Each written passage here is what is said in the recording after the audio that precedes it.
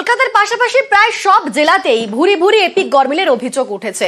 এবার আলিপুরদুয়ারের কুমারগ্রামে বৈধ ভোটারের নাম হাফিস। আলিপুরদুয়ারের কুমারগ্রামে আজব ভোটার তালিকা। কুমারগ্রামের এক বুথে 20 ভোটারের নাম বাদ।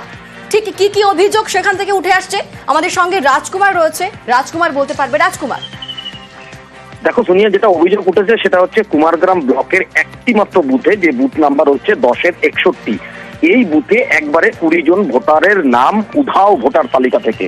এই ভোটার তালিকা, এই যে যারা ভোটার রয়েছেন তাদের কিন্তু নিজস্ব ভোটার আইডেন্টিটি কার্ড রয়েছে, ভোটার কার্ডের এপিক নম্বর রয়েছে, তারা সশরীরে গ্রামে ঘুরে বেড়াচ্ছেন, এমনকি তারা বিগত যে ভোটগুলো ছিল সেই ভোটগুলোতে ভোটও দিয়েছেন।